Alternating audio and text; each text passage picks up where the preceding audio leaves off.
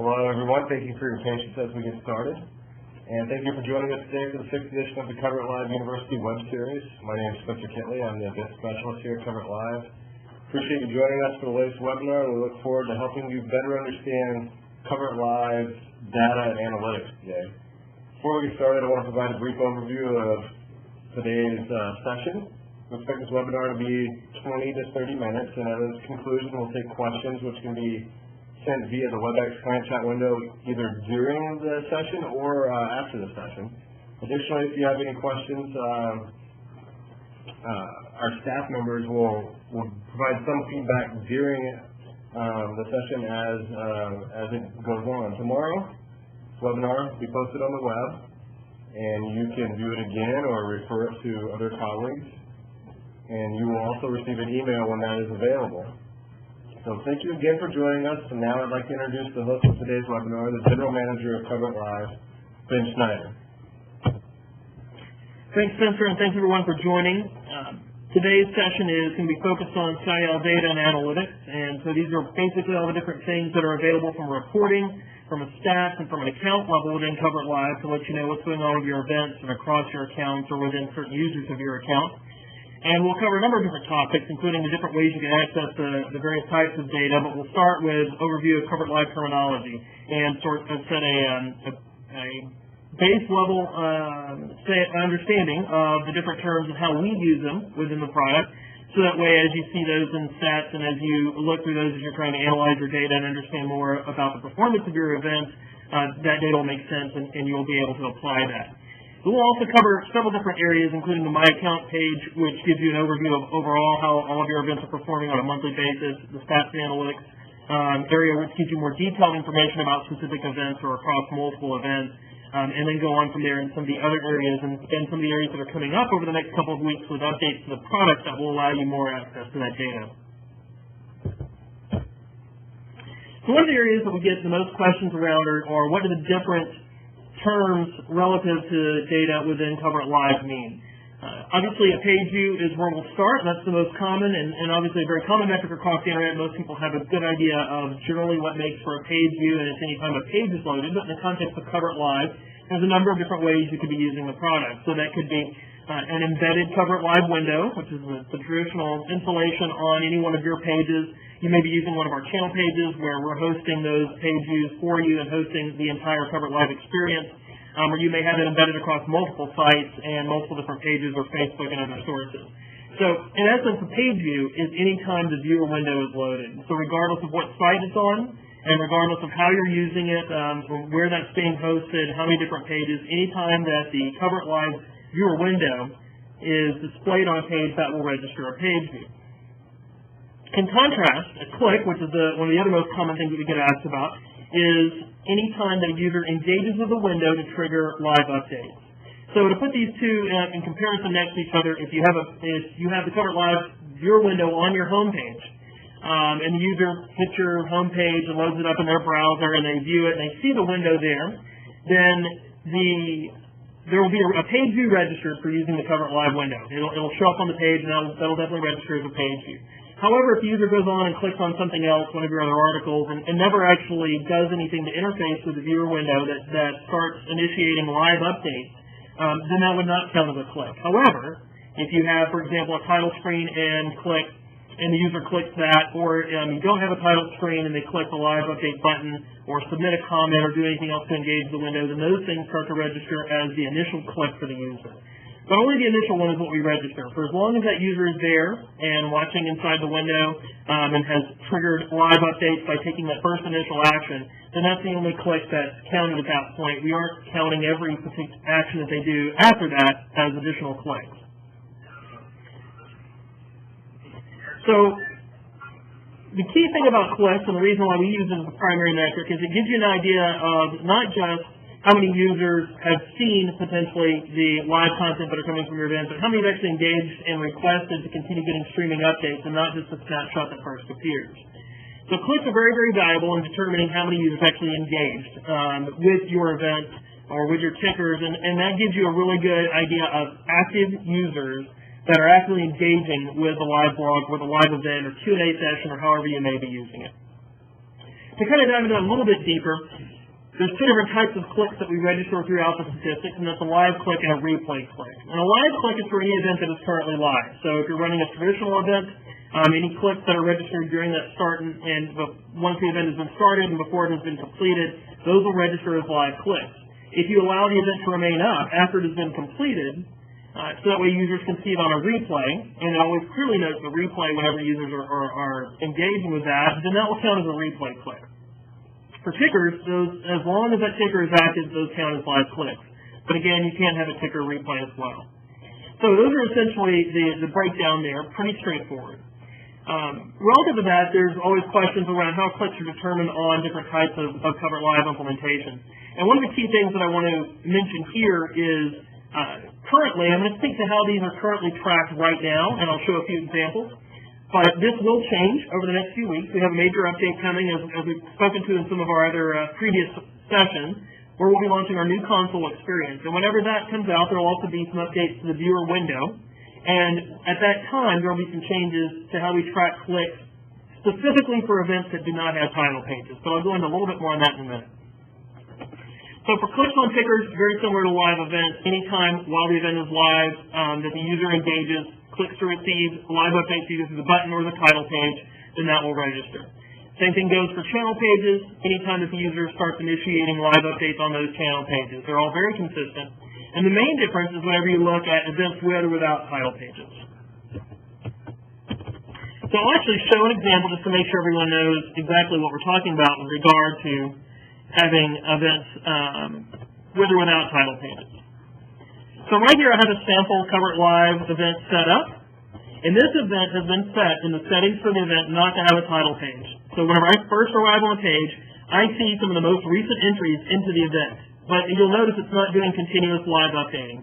This would count as a page view because I've loaded the page, I've seen the event, and it shows me the most recent data at the time that I loaded the page, but after that it's not giving me additional updates. And it won't do that unless I come down here and click the live update button or submit a comment and take some actions, proactive actions like that to start registering live updates for the event. At that point, that is registered as a click.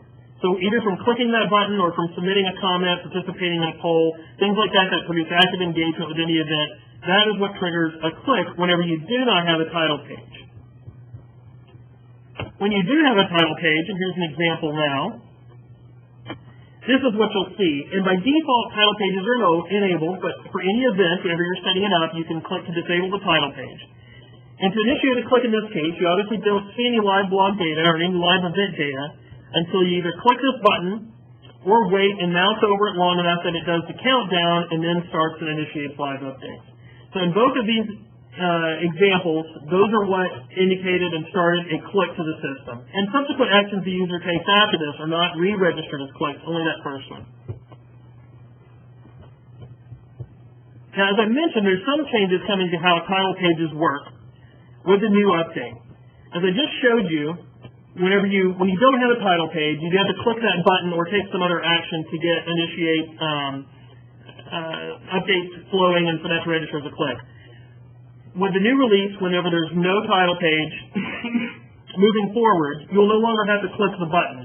Any action that you take, such as voting in a poll or trivia or things like that, will trigger live updates just as they do now, but also scrolling in the event or clicking in the event in any way and taking any action, not just beyond clicking that button or actually submitting data, will also trigger a click. So it will expand the ways in which, if you're not using a title page, that will trigger a click simply because simply through the user interacting with the page and obviously indicating they want to receive live updates.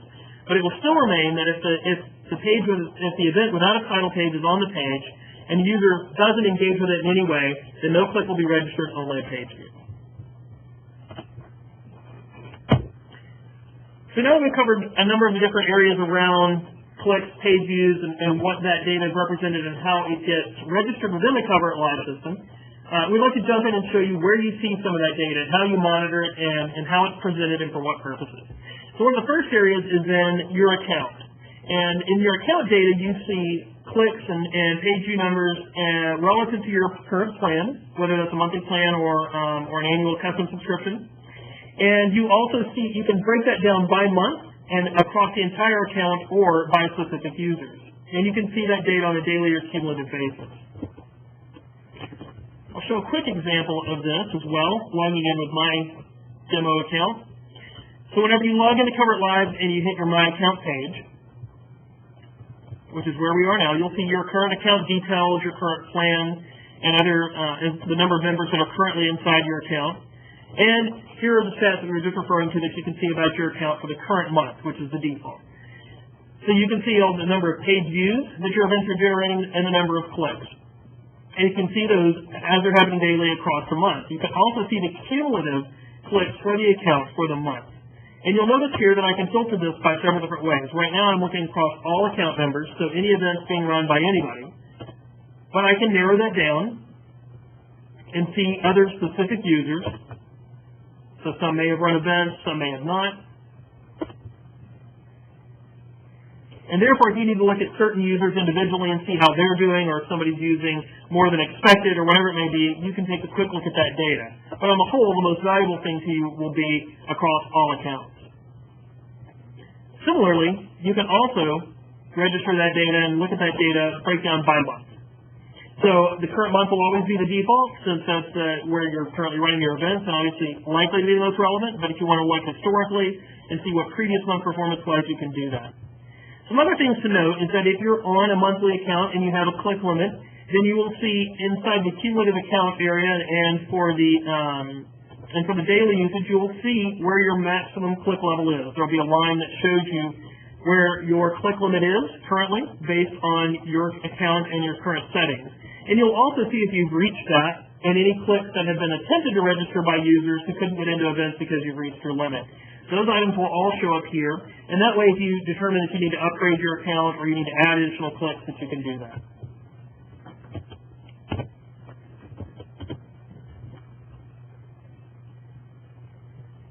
So that gives you more of a snapshot and a look at your data across your account on an account basis.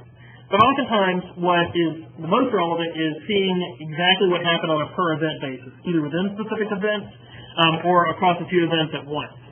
And this is where the stats and analytics area inside CoveritLive comes in handy. In this area, you can see a snapshot of data for all events or a subset of events that have occurred recently or within a different subset of searched events. And you can also then, from that, pick specific events and drill down into more detail or download data about the event. Now, in this case, we'll jump over and I'll show a quick example here. So when I go to Stats and Analytics,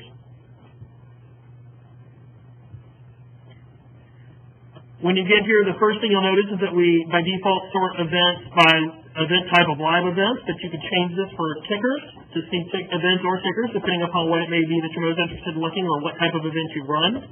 You can view your events personally or across the entire account or across specific groups. You can also then filter within those groups by particular groups or within members within that group as well. For our purposes, we'll stick at the enterprise level. And then you can also do it based on whether the event is completed, upcoming, or live. Now, keep in mind that for something that's upcoming, there will be very few of the metrics that we're able to show will be available. For things like clicks and things like that won't be there because the event is not yet live and has not yet started. Similarly, for live events, there will be some data that we can show because clicks and concurrence and things like that are continually being recorded and updated every few minutes, so you can get some of that data, but there's other data like duration and such that you would not be able to get until the event is completed. And then you can also filter across a date range. And as you look at your subset of search results, for an aggregate of all of these particular events, you can see a quick snapshot of a lot of different types of data. So first of all, the total number of events within your search, the total number of clicks, and the average click across those events, the average number of clicks, as well as total replay clicks and average replays. So anytime you don't see replay in front of the click, you can assume that those are live. And then you can also see average reader duration and the total number of readers that stayed in for more than a minute, as well as comments and average number of comments sent into the system. Now, currently around comments reporting, and you'll see this in a couple other places, the only number that we're reporting is the total number of comments that you're receiving. That's not broken out any deeper currently, although those are things that we look to add to analytics in the future. So from here, once you have your set, you can see that you can drill into the detail for specific events. And I'm going to show another event here. And keep in mind, if any of this data in the future, or for coaching your teams, you don't recall what some of these things mean or need additional detail, there's help located all throughout the system that provides definitions and examples and any limitations around the data supplied. So, for example, if certain data wasn't collected before a certain point, or it's not available for a certain type of event, all of those sort of things you'll find throughout the system with the help icons. So we'll take an event here, and then from this page, I can also now drill in and select a particular event to look at the event detail for just that specific event. And I'm going to do that here for a test event. Now, once I do this, you'll see a number of other metrics that are shown. We've talked about page views and clicks pretty extensively. You can see those there for the duration of the event. And you can also see concurrent readers. And concurrent readers is over time, the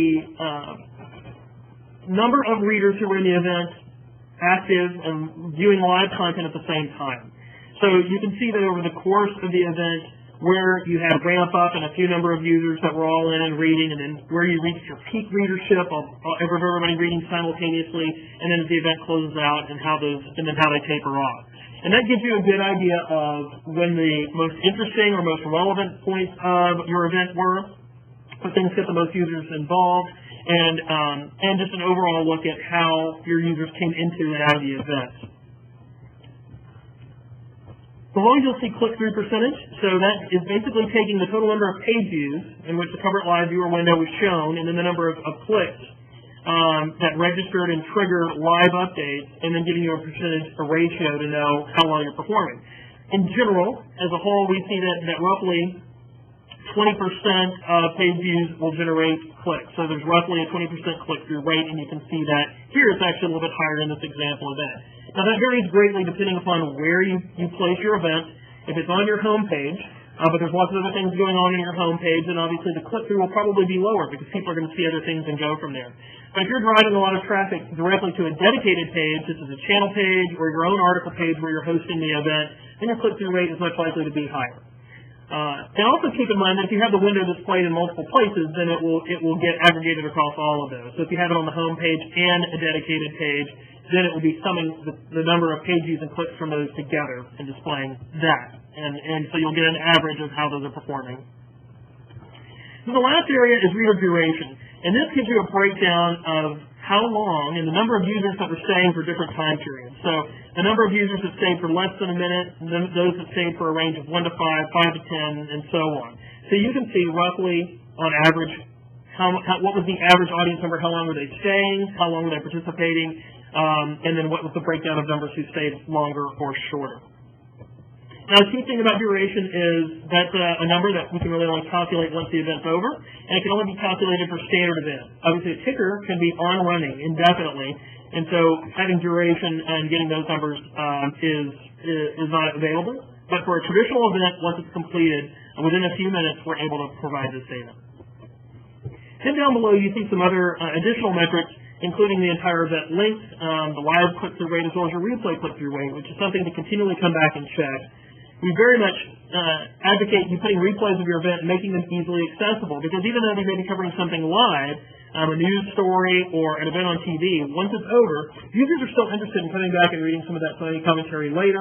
Maybe they were in the chat and they wanted to go show something to somebody else that they really enjoyed, or maybe there was some good information there that they want to come back and watch, or maybe they DVR'd it and they're going to kind of go back and watch it as they go. If it was a TV event or following along or something like that. So keep in mind that replays are important. They can generate a good amount of traffic, and they can also help you get repeat visits from your users and allow them to encourage and share the event, which will drive traffic to future events. From here, you also get your total numbers of live page views, replay page views, and comments, clicks, and replay clicks. Total duration is giving you essentially the total duration of all of your readership. So if you aggregate how long all the individuals spent up inside your event, then that's what you get from total duration. And again, you also have help included inside these areas to give you specifics around these data if you ever need to remember this in any of these items in the future.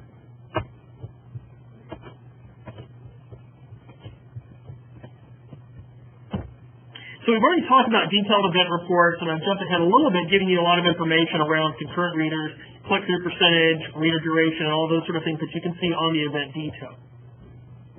The one other area that we'll go back to and show is from the Stats and Analytics page, and I'll re-go to my other search here, the ability to download data as a CSV.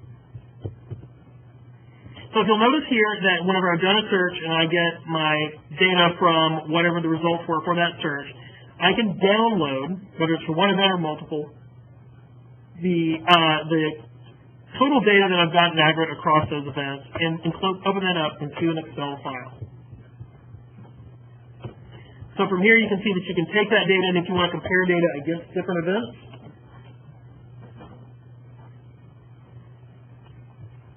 and I apologize, I realize there's a lag in the WebEx here for just a second. I'm not sure what's causing that.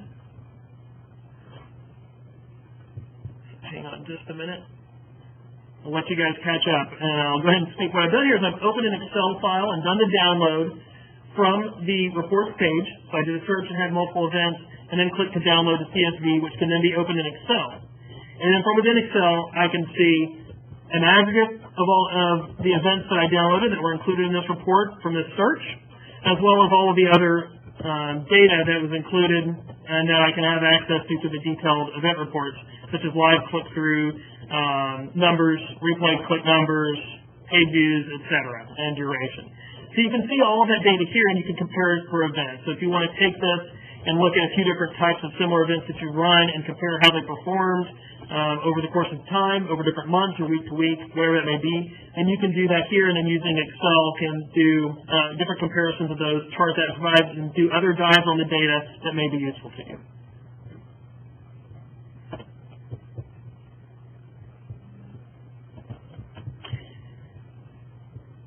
So the last area that we'll talk about is how to access this data for live events.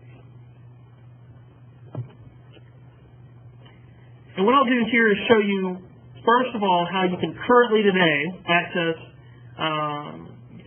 get access to data once when your events are running. And then I'll also show you how it's going to change with our new updates coming in a few weeks. And again, I apologize for WebEx lag, and I'll wait and make sure that you can see the screen before we move forward. So in addition to being able to access data from the Stats and Analytics page, if you go and look at the event listings from either the live events or completed events, you can also select an event there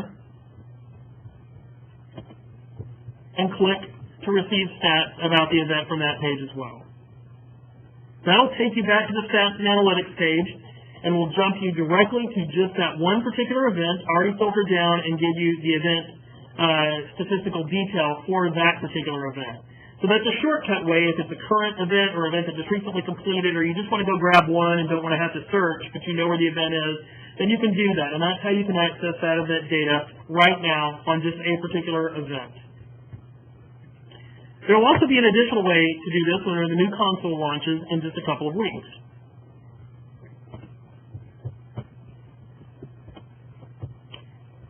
And in that case, what you'll see is inside the new console experience, there's now a Stats and Analytics panel that you can see all of the current data, including page views, clicks, and concurrent numbers, as well as total number of comments for that specific event.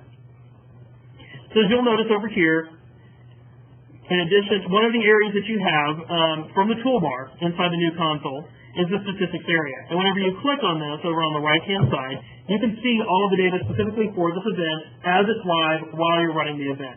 So if you want to see how it's performing, how overall usage is happening, where your users are coming in and out and at what times, and overall just more depth and detail around how this event's performing while you're running it, while you're moderating content or managing content or comments or providing live blog updates or whatever it may be, then you can do that directly from the new console. And we showed this a little bit in some of the previous CILU sessions, And we'll also be diving into this a lot more, and you'll see some additional communication coming out about that as we get closer to the launch later this month. But there will be a lot of great new features, and this is just one of the ones that has been commonly asked and will now be available as a part of the new console, because oftentimes people very much want the ability to access real-time data around their events as it's happening without having to jump out of the console and go do other things because they're busy managing their events. So this will provide a nice, quick way to do that for a specific event and get that data very, very quickly and easily about it. And again, all of your other data once the event is over or across multiple events can still be accessed in the ways that we've shown.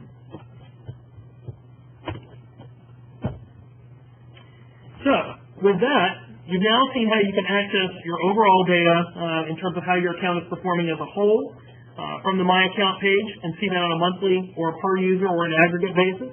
We've looked at the specific stats and analytics pages where you can search and pull up data for multiple events or dive into the detail for one specific event, as well as download that data and manipulate it further, and cover what a lot of that data and terminology means relative to CoveritLive and how within the next couple of weeks you'll be able to access more of that stat and analytics data through the new console. At this time, if there's any questions, we'd gladly welcome you and ask you to send those in, and we'll start diving into any other specifics you have around data and analytics, whether it's current capabilities, what some of the data means, or things that may be happening down the road. And I'll take this quick opportunity to remind you and let you know about our next session, which will be on Thursday, February 21st. And that will be about managing your content and your audience. And we'll take a couple of different scenarios at this. One is whenever you have a large amount of content or a very large audience and a lot of comments coming in or maybe a lot of Twitter content, what are some of the ways that you can better manage that? And that will specifically feature the new console experience.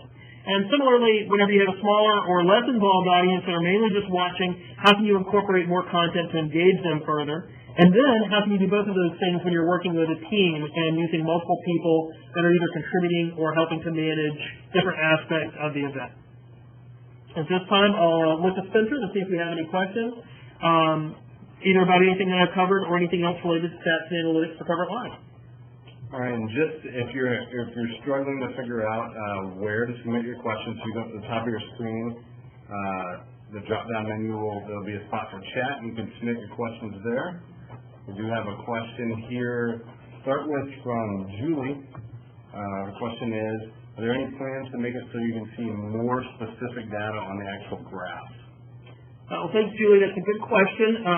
The first thing I would ask back is I'd be very interested to know what type of specific data, and specifically, are there any particular data pieces that you're looking for in those graphs? Because we'd be very interested to hear that. There are a few things that we're looking to add over the course of the next few updates, the next few releases, as that we've heard before, and some of that is a breakdown of your data across, your event data and clicks and page views across platforms. Say, how much of that came from, came from mobile, or came from traditional web, or as well as how much of my pages and click-throughs came from different domains or different sites where I may have run the event or syndicated it across multiple destinations. And so those are both areas that we're looking to add and provide additional detail around all the event data. So that would provide an additional level of detail. I'm not necessarily sure if it's relevant to the graph specifically with what you're asking, but with regard to more breakdowns on overall clicks, page views, and data around where the traffic is coming from, both from a domain standpoint as well as from a device standpoint. Those are things that we will be adding. And we have another question. This one comes to us from Wally. Are there any plans to add analytics around other content types besides comments that are published into an event, wanting possibly stats on photos, tweets, or other content? Absolutely. That's a great question as well. And the short answer is yes. And while we don't have a definitive timeline for when those specifics will be introduced at each level, we will definitely be adding more data around specific types of content and as much detail as we can around different levels of that content. So I mentioned earlier, for example, that right now we report the total number of comments submitted to an event. One of the things that we do want to add is a breakdown for you of how many were submitted versus published versus not published. With that, and with the new console experience, we're adding a number of new different types of content types that you can easily pull into CoveritLive. You've already been able to do Twitter and YouTube and various other forms like that, and now with Instagram and Wikipedia and some other types of content that we're partnering with, we will definitely be building out more analytics pieces to show you a breakdown of how much content came from your users versus how much you supplied that came across these different content types. So that is definitely a part of our roadmap as we're moving throughout the course of this year, and as we continue to expand the console to include more different types of content. And we have a follow-up from Julia on her previous question. She's wanting to specifically know if there are any plans that have, if you hover over the graph in the analytics section, if you can see actual data points pop up when that happens. Got it. And thanks. That's really helpful, Julie. That specific request is not something that we've talked about before or heard about before, but it definitely makes sense, and it's definitely something we'll look at. So at this point, it hasn't been included on the roadmap and something that's been discussed among the team, but it's a great question and a great point, and definitely something we'll look at because we want to give you as much of that data as possible. And obviously through the download, you can get a lot more of those specifics, but we'll also look at that possibility as well. Our next question comes to us from Will. Is there any way to tell how many unique readers there are during the live event versus replay? Unique readers is something that's a little bit challenging right now, particularly because of the way most browsers handle something being embedded on the site. So unique in the traditional sense, whenever you look at most analytics software like Google Analytics or other things like that, track that by dropping a cookie, so that way whenever the user returns, they can check that cookie and know that the user returned. In any case where they can't drop the cookie, then the user gets recounted as unique, whether they truly are or not. But that's just a part of the nature of the web and part of the thing that goes along with trying to calculate unique. In the situation for CoveritLive, when you're embedding the window on your site, most browsers will not let an iframe drop a cookie into the page for a different domain. And so while we attempt to track those uniques, in most cases we aren't able to, and so they end up running very, very closely parallel to your clicks.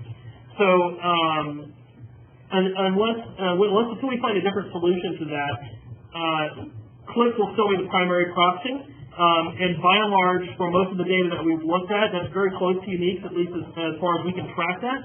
Now, one thing I will say that's different to that is if you started to leverage our channel page functionality and run your events through the hosted channel page, in that case we are actually able to do a lot more detailed tracking, as are you, because you can drop any analytics on the page that you want and hook into different ways to tracking our events.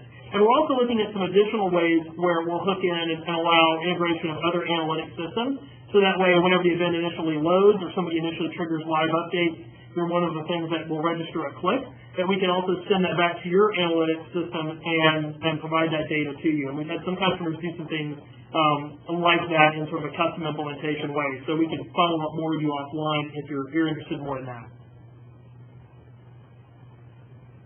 Okay, we have another question regarding clicks. If a person clicks into an event, is that click counted as one click? If they comment or do something else within the event, after that point, another click is not counted, is it? And so only one click per person. That's right. That's right. It's only one click per person within that particular session. So if once they've initiated live updates, whether it's through a comment, whether it's through clicking a button, the title page, or any one of the things that I showed or talked about, that registers as one click. And their subsequent actions as they're following the event do not re-register as clicks. It's one click per person. The one exception to that would be if they completely leave the event, for some time and then come back and restart a new live session. In that case, that would be counted as a second click. And again, just speaking to that same topic of unique, as much as possible, we try to track that person's unique and start the session for them. But in most cases, we can't do that, and so that would be a second click. But as long as they're there doing stuff, it's only one click per that visit. We have a question here from Herb. The question is, what do you see as an average page view to click conversion rate? It's a good question. I mentioned that a little bit earlier, and then again, it varies greatly depending upon the type of event you run, where you place the page, the page that's running your CoveritLive event, and whether you're doing it through Facebook or your site or multiple places at once or using a channel page. There's a lot of different factors that can influence that. But on the whole, we see on average a 20 to 25% click-through rate. So that takes into account all the different types of uses we have across the platform and all the different ways that people deploy the events and the viewer window. But generally speaking, that's a pretty good rule of thumb. So if you know that you roughly are going to get 100 page views, then feel pretty good that 20 to 30 of those are going to be in a range of people that will actually click in to get live updates. And one thing I think that's just helpful to mention as well that often comes up, hasn't come up as a question here, but we often see it through support or in discussions with customers on the phone. The live data, we do continually update that data for your live events as they're occurring, but there is a few minutes lag, especially for things like concurrent or for total clicks registered and things like that. So do know that whenever you're wondering, data hasn't changed, or am I not seeing any updates, or is it not really live, give it around 5 minutes, give or take a few more minutes to see those updates come through. And that also can come into play if you're updating your subscription plan, if you're on a monthly plan or things like that too. So sometimes seeing the change can take a few minutes, although in the case of upgrades, we will open up the event immediately. I don't see any further questions. Obviously, if you have those, we'd be happy to take them via email or any other contact method. We appreciate you joining us today. As I mentioned earlier, we'll have a replay of this available tomorrow online, so you can share that with colleagues or review on your own. Thanks again. We'll see you again at the next CoveritLive University session on Thursday, February 21st at 11 a.m. Eastern, where we take a look at managing your content and your audience. Have a great week, and we'll see you next time.